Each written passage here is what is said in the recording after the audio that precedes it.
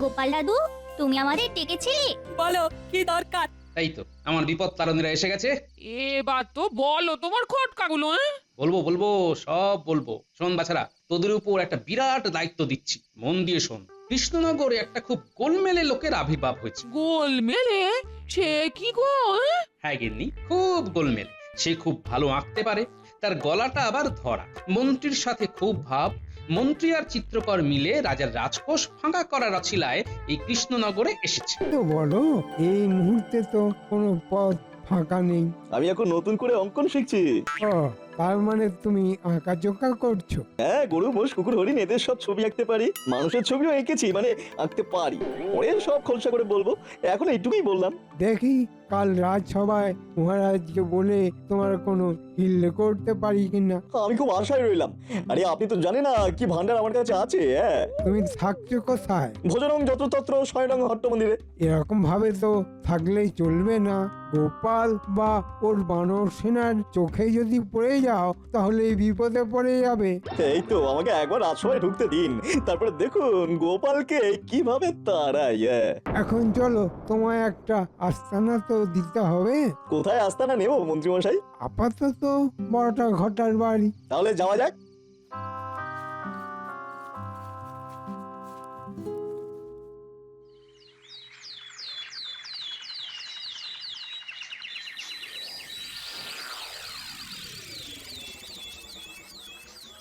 ব্যাপারটা কিভাবে বলবো সেটাই ভাবছি। মহারাজ, আচ্ছা, আপনার কখনো চিত্রকরের হাতে নিজেকে সঁপে দিতে ইচ্ছে করে না? চিত্রকরের হাতে নিজেকে সঁপে দেব কেন? আমি তো প্রজাদের হাতেই নিজেকে সঁপে দিয়েছি। আপনার পিতা পিতামহর সবার কিরকম দেওয়ালে ছবি আছে? তারা তো সব মৃত মন্ত্রী। আচ্ছা, তুমি কি বলতে চাইছো? আমি তো ঠিক বুঝতে পারছি না। মন্ত্রী মশাই কি মহারাজকে ছবি করে ঝোলাতে চান? গোপাল, তোমার মুখে কিছু আটকায় না দেখছি।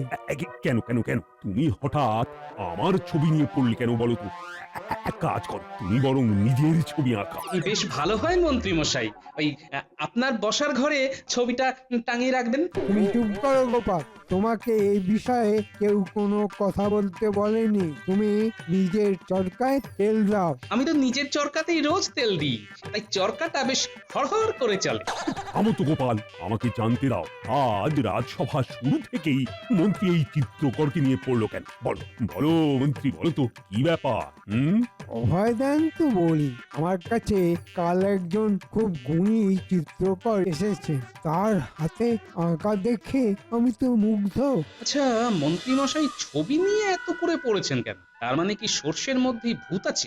যা বলবে মাথা উঁচু করে জোর গলায় কথা বলবে, বিড়বিড় করে বলে কি হবে? দেখুন, রাজ্যের মাথায় অনেক সমস্যা, সেই সব সমস্যা নিয়ে আপনি কোথায় বলবেন তা না, রাজসভা আরম্ভ হওয়ার সাথে সাথে মহারাজের ছবি নিয়ে পড়লেন। একটা গুণী মানুষের পাশে দাঁড়াতে চাই গোপাল। এখানে অনেকজন আছে, তা কেন আছে কেউ জানে না, তাদের কাজ কি সেটাও কেউ জানে না। আগে আপনি কি আমাকে কিছু বলতে চাইছেন? থামো তো তোমরা, কি যে শুরু করেছো না। এই আমাকে শুনতে দাও পুরো বিষয়টা। আমার অপরাধ নেবেন না মহারাজ। হ্যাঁ মন্ত্রী, পুরো বিষয়টা বিশদে বলো। আমাদের সভায় সব ধরনের পেশার লোক আছে, কিন্তু কোনো চিত্রকর নেই। তাই বলছিলাম, যদি সবাই একটা চিত্রকর থাকতো। চিত্রকর? কি বলো সবাই? আমি চিত্র বানাই কলমে, আর ঘাস শুকোয় সুন্দর মলমে। এটা কিরকম হলো? কলমের সাথে মলম? তা যাকে তা ওই চিত্রকরের হাতের কাজ তুমি দেখেছো? দেখেছি মানে কি অপূর্ব কাজ, ঠিক যেন জীবন্ত। বেশ, তাহলে কাল সবাই নিয়ে এসো দেখি কেমন আঁকতে পারে সে। ঠিক আছে মহারাজ। ব্যাস, এবার ভগবানকে এখানে কায়দা করে কাজে লাগিয়ে দিতে হবে। তারপর ভগবান আর আমি দুজনের বুদ্ধিতে গোপালকে হাঁটিয়ে কৃষ্ণনগরে রাজত্ব করব। কিছু একটা গোলমাল তো আছেই আছে। ঠিক আছে, দেখি চিত্রকর কে আর তার কেমন হাত। কেমন কেমন লাগছে বিজ্ঞানী, ঠিক তালে কেন গোলমালটা কোথায় দেখলে? আজ হঠাৎ করে সভার শুরুতে মন্ত্রীমশাই এক চিত্রকরের কথা টানলেন। তুমি সবসময় খুব ভাবো না গোপাল? আমার কাজটাই তো ভাবার, যেখান থেকে তোমাদের ভাবা শেষ সেখান থেকে আমার ভাবনা শুরু। আমার মতো করে কেউ ভাবে না বিজ্ঞানী, এটাই আমার দুঃখ। দুঃখ করো না গোপাল, একদিন তোমার ঠিক মূল্যায়ন হবে। হ্যাঁ,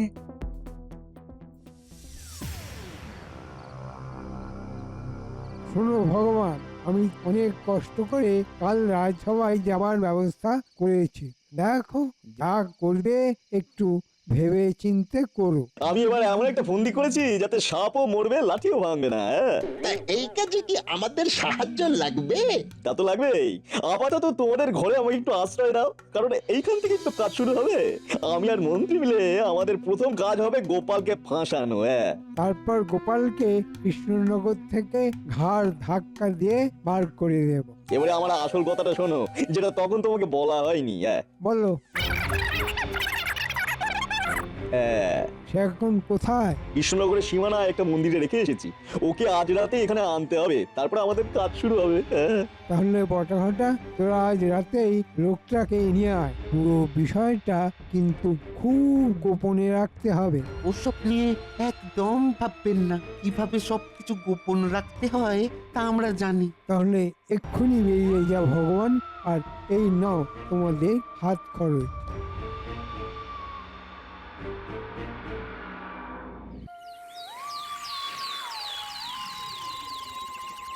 এবার প্রণাম মহারাজ। অধমের নাম চিরঞ্জিত চিত্রকর। হাঁটাটা কিরকম যেন চেনা চেনা লাগছে। গোপাল এরকম ভাবে দেখছে কেন? এই আবার কি সন্দেহ করছে নাকি? না না না না না। তুমি তো খুব ভালো চিত্রকর শুনেছি, তা দেখি তোমার হাতের কাজ। এই নিন মহারাজ, দেখুন এগুলো আমার আঁকা প্রকৃতির ছবি।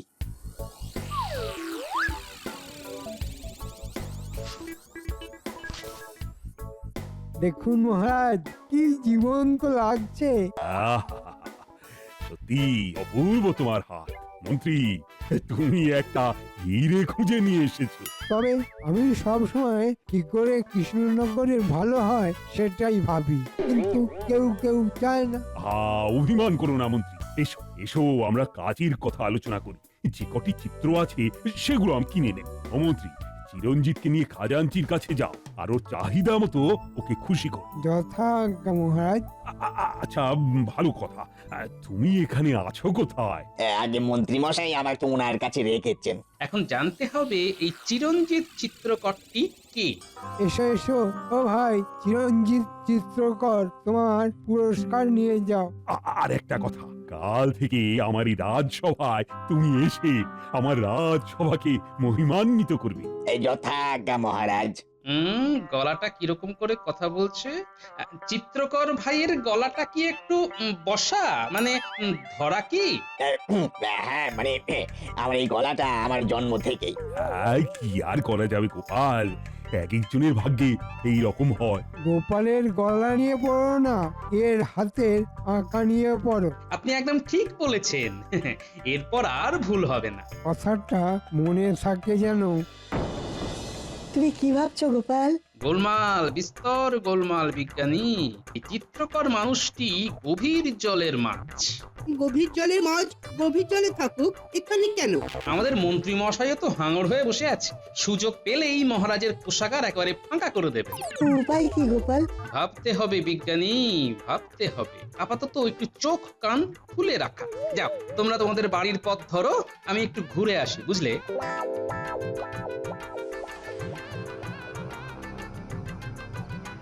কি ভাই চিরঞ্জিত, এখানে ভালো লাগছে তো? ভালো তো লাগছে, দুমুটো খাবার তো জুটছে, ব্যাস এতেই আমি খুশি। এখানে তোমার বরাত খুলে যাবে, তুমি শুধু এঁকে যাও। হ্যাঁ, ঘটা চিরঞ্জিতের খাবার ঠিকঠাক আসছে তো? একদম নিয়ম করে ঘন্টায় ঘন্টায়। কাল আমি 4টে ছবি এঁকেছি। চলুন মন্ত্রী মশাই, আজ থেকে তো আমি আপনার ঘরে। হ্যাঁ, চলো ভগবান, এবার আমরা আমাদের আস্তানায় ফিরি।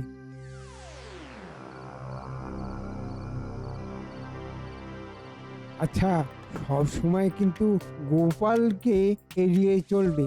ওটা আমার উপর ছেড়ে দিন। আগে মহারাজের বিশ্বাস অর্জন করি, তারপরে গোপালকে দেখবো। হ্যাঁ, তোমার এই কথা শুনে মনটা তুরুক দিয়ে নেচে উঠল ভগবান। আমার দীর্ঘদিনের প্রচেষ্টা পূর্ণতা পাবে। আপনি শুধু দেখে যান আমরা কোথা থেকে কোথায় চলে যাই। আচ্ছা ভগবান, মহারাজ যদি তোমাকে নিজেকে আঁকতে বলেন? হয়ে যাবে, শুধু চিরঞ্জিতকে মহারাজ দর্শন করিয়ে দিতে হবে। তারপরে দেখবেন খেলা, ও ঘরে বসে ছবি আঁকবে আর আমরা অর্থ উপার্জন করব। আজকের উপার্জনটা মন্দ হয়নি, সবাইকে দিয়ে থুয়ে আমাদের দুই ভাইয়ে বেশ ভালোই আসবে। এরকম করেই চলতে থাকুক।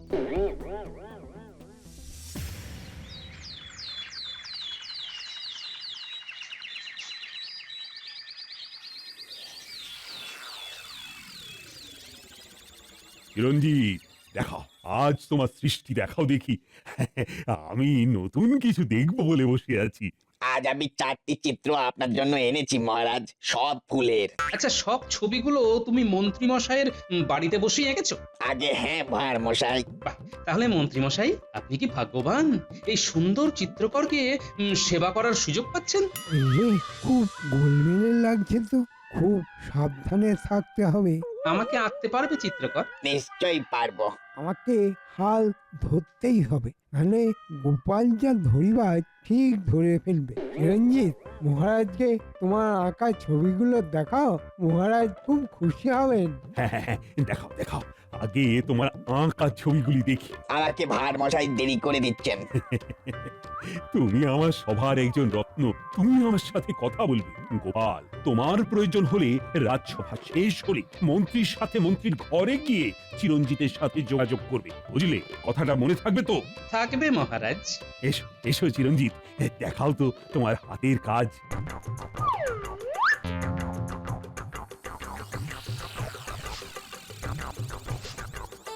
অবাক কবি, অপূর্ব, বিজ্ঞানী, অভাবনীয়, গোপাল অতুলনীয়।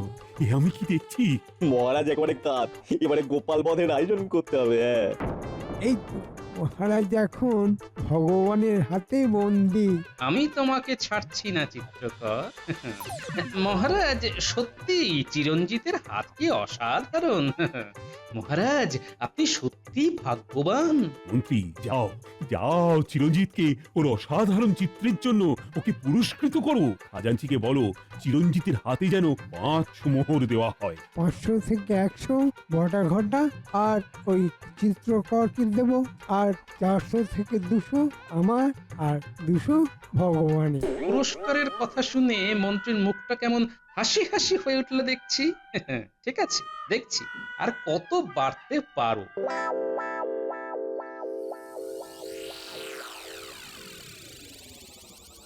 কি গো, কি ভাবছো? ঘরে এসে থেকে তুমি কেমন ভাব সমাধিতে চলে গেছো? বলি খিদে তেষ্টা নেই নাকি? মনের মধ্যে অনেক চিন্তা, অনেক খটকা গিন্নি। কি করে খটকা দূর করব সেটাই ভাবছি। কেন, চিন্তার কি হলো? অনেকগুলো খটকা। প্রথম খটকা গলা। গলা? কার গলা? তারপর ওর হাঁটা চলা কেমন যেন চেনা চেনা, কোথায় দেখেছি দেখেছি মনে হচ্ছে। কার হাঁটা চলা? কার সম্পর্কে বলছো তুমি? তারপরের খটকা মন্ত্রী আর চিত্রকরের গা ঘাসাঘাসি। কি যে বলছো ছাই, কিছু বুঝতে পারছি না। ওগো, হাওয়া বাতাস লাগেনি তো তোমার? গোপাল দাদু, তুমি আমাদের ডেকেছিলে? বলো কি দরকার? তাই তো, আমার বিপদ তারণীরা এসে গেছে। এবার তো বলো তোমার খটকাগুলো। বলবো বলবো, সব বলবো। শোন বাছারা, তোদের উপর একটা বিরাট দায়িত্ব দিচ্ছি, মন দিয়ে শোন। কৃষ্ণনগরে একটা খুব গোলমেলে লোকের আবির্ভাব হয়েছে। গোলমেলে? সে কি গো? হ্যাঁ গিন্নি, খুব গোলমেলে। সে খুব ভালো আঁকতে পারে, তার গলাটা আবার ধরা। মন্ত্রীর সাথে খুব ভাব। মন্ত্রী আর চিত্রকর মিলে রাজার রাজকোষ ফাঁকা করার অছিলায় এই কৃষ্ণনগরে এসেছে। আমাদের কি করতে হবে শুধু বলে দাও। কাল থেকে তোদের কাজ হলো লুকিয়ে মন্ত্রীর উপর নজর রাখা। মন্ত্রী রাজসভার পর কোথায় যায়, ঠিক আছে গোপাল দাদু। মন্ত্রী যেন তোদের কোনো রকমে দেখতে না পায়। ঠিক আছে, তাই হবে। আমাদের দেখতে পাবে না। ব্যাস, আমি নিশ্চিন্ত।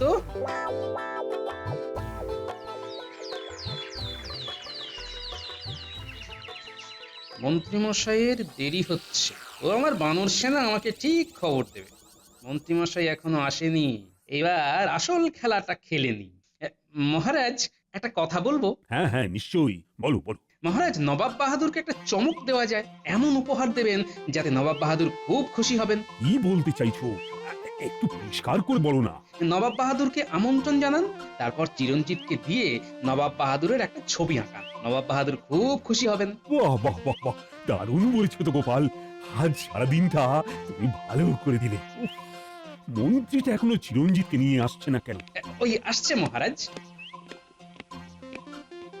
কি মন্ত্রী, আজ তোমার দেরি হলো যে আমরা একটা বিরাট বিষয় নিয়ে আলোচনা করে একেবারে চূড়ান্ত সিদ্ধান্ত নিয়ে নিয়েছি। তোমাকে বললে তুমিও খুব খুশি হবে। কি বিষয় মহারাজ? আজই নবাব বাহাদুরকে চিঠি লিখে জানাও যে নবাব বাহাদুর যেন অবিলম্বে আমাদের এই কৃষ্ণনগরে পায়ের ধুলো দেন। কি ব্যাপারে মহারাজ? গোপাল একটা দারুণ সুন্দর পরিকল্পনা দিয়েছে। চিরঞ্জিতকে দিয়ে নবাব বাহাদুরের একটা ছবি আঁকিয়ে সেই ছবি নবাব বাহাদুরকে উপহার দেব। হ্যাঁ, ভীষণ ভালো পরিকল্পনা। এতে করে চিরঞ্জিতের নাম হয়ে যাবে। হ্যাঁ, কি চিরঞ্জিত, খুশি নাও? পেরে এটা তো মহাকেলো হলো। আমি তো ছবি আঁকতে জানি না ছাই। এই মুশকিল হয়েছে, বেবি কি হবে? তুমি তো দেখছি মহা চিন্তায় পড়লে। কি, তুমি খুশি হওনি? এ তো খুব ভালো প্রস্তাব মহারাজ। তবে নবাব বাহাদুরকে এত তাড়াতাড়ি জানিয়ে কি লাভ? আগে চিরঞ্জিত ফুল লতা পাতা থেকে বেরিয়ে মানুষের ছবি আঁকুক। আমরা তো ওর হাতে মানুষের ছবি তো দেখিনি। এটাও তো কথা। কি গো গোপাল, এই সমস্যার সমাধান কি করে করবে? এই সমস্যার সমাধানও আমার কাছে আছে মহারাজ। বল বল শুনি। চিরঞ্জিতকে এই রাজপ্রাসাদে আপনার কাছে রাখুন মহারাজ। এতে করে মন্ত্রী মশাইও একটু রেহাই পাবেন। আসলে রাজ অতিথি বলে কথা। না না মহারাজ, আমার মন্ত্রী মশাইয়ের বাড়ি থাকতে ভালোই লাগছে। না না মহারাজ, আমি একটা প্রকৃত শিল্পীকে নিজের কাছে রাখতে পেরে খুবই পুলকিত মহারাজ। করেছো বাবা পেঁচে। এবার সামলাও দেখি। কি করি বলো তো গোপাল? চিরঞ্জিত তো মন্ত্রীর বাড়িতেই থাকবে বলছে। কেউ যদি রাজ অতিথি থাকতে অস্বীকার করে তবে আপনি আর কি করবেন বলুন? যে যেখানে থাকতে চায় থাকুক। কিন্তু তাহলে নবাব বাহাদুরের ছবি আঁকা কি হবে? সেটাও হবে, এত তাড়ার কি আছে? নবাব বাহাদুরও আছেন আর আমাদের চিরঞ্জিত চিত্রকরও আছে। যে কোনো শুভ দিন দেখে আমন্ত্রণ জানিয়ে দেবেন। বেশ বেশ, ঠিক আছে। সকালের ঘটনাটা গোপাল দাদুকে না জানাতে পারলে পেটের ভেতরটা কেমন কেমন করছে। এই তো গোপাল দাদু আসছে। গোপাল দাদু এইদিকে, তাড়াতাড়ি আসো। তোমার জন্য অনেক খবর নিয়ে বসে আছি। বল বল, আমি জানি আজ তোদের কাছে অনেক গল্প শুনবো। বল বল বল। পুটি, তুই বল।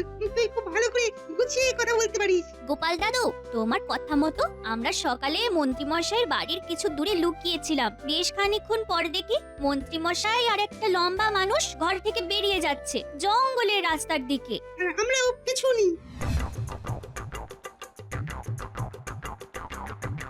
এই রাস্তাটা তো ওই গোটা গোটার বাড়ি যাওয়ার সহজ রাস্তা। ঠিক বলেছিস, ওই তো ওরা দুজন বটা ঘটার বাড়ির দিকেই যাচ্ছে। ওরা বটা ঘটার বাড়ি গেল, তার মানে আমরা খটকার খুব কাছে। তারপর বল। তারপর আমরা বটা ঘটার বাড়ির জানলা দিয়ে ভেতরে তাকাই, দেখি। কি দেখলি? কি চিরঞ্জিত, কেমন লাগছে? বটা ঘরটা তোমাকে ঠিকঠাক যত্ন করছে তো? করছে মন্ত্রী মশাই, আমার আর কি প্রয়োজন? দুবেলা দুমুঠো খেতে পেলেই হলো। আরে, এ তো দিনে দুপুরে চুরি। ছি ছি ছি ছি, একজন কাজ করছে আর বাকি সবাই তাকে ঠকাচ্ছে। না না না না না, এ আমার সহ্য হবে না। তোরা বাড়ি যা। প্রণাম মহারাজ। গোপাল দাদা আপনার সাথে দেখা করতে এসেছেন মহারাজ। এত রাত্রে গোপাল? কিছু নিশ্চয়ই ব্যাপার ঘটেছে, গোপালকে আসতে দিন। এত রাতে বিরক্ত করার জন্য ক্ষমা চাইছি মহারাজ। না না না না, তুমি বলো বলো বলো, কি সমস্যা? মহারাজ, আপনার বিশ্বাস আর সরলতা নিয়ে খেলা করছেন আমাদের মন্ত্রী মশাই আর ভগবান। ভগবান? ভগবান এখানে কোত্থেকে এলো? চিরঞ্জিত চিত্রকরের ছদ্মবেশ নিয়ে আপনার থেকে যে মোহন নিয়ে যাচ্ছে সেই হলো ভগবান। আর যে অক্লান্ত পরিশ্রম করে যে ছবিগুলো আঁকছে সে আসল চিরঞ্জিত বটা ঘটার বাড়িতে অত্যন্ত অবহেলায় তার শিল্প বিক্রি করছে শুধু এক মুঠো খাবারের জন্য। মহারাজ মহারাজ, আমি এই ঘটনা সহ্য করতে পারছি না, আপনি এক্ষুনি ব্যবস্থা নিন। আপনি কিছু লেঠেল পাঠিয়ে বটা ঘটা সহ সবাইকে গ্রেপ্তার করুন মহারাজ। বটা ঘটার বাড়ির কাছে গিয়ে লেঠেলদের একটু অপেক্ষা করতে বলবেন। মন্ত্রী মশাই আর ভগবান চলে গেলে ওদের ধরতে হবে। এই বলেছ গোপাল, তোমার কথা বিশ্বাস না করাটা আমার কাল। না না না, আমি এক্ষুনি লেঠেল পাঠাচ্ছি আর প্রকৃত চিত্রকরকে রাজ অতিথিশালায় রাখবারও ব্যবস্থা করছি। তুমি আমার চোখ খুলে দিলে গোপাল। গোপালের বুদ্ধি, বুদ্ধিতেই সিদ্ধি।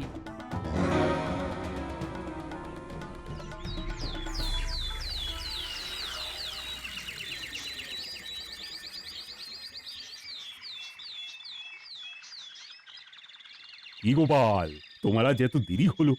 মহারাজ, ওই চোর পেয়াদা খেলতে গিয়ে একটু দেরি হয়ে গেল। চোর পেয়াদা খেলা, লোটো হাজার মেলা। তা কে চোর আর কে পেয়াদা? পেয়াদা আমি, আর চোর তা চিরঞ্জিত চিত্রকর। আজ এক্ষুনি আমার ছবি আঁকো। মহারাজ, মহারাজ এসব কি হচ্ছে? এসব কি হচ্ছে মহারাজ? কি আর করা যাবে বলো চিত্রকর, গোপাল তো আমার বড় প্রিয়, তাই ওর একটা ছবি রাজসভায় থাকবে, তাই আমার আদেশ তুমি আঁকো। সর্বনাশ, কোথা থেকে কি হলো? মহারাজ, আমি সভাজ্ঞবি, আমারও চাই একটা ছবি। কি ভগবান, কি ভাবছো? ধর্মের কল কিভাবে বাতাসে নড়ে?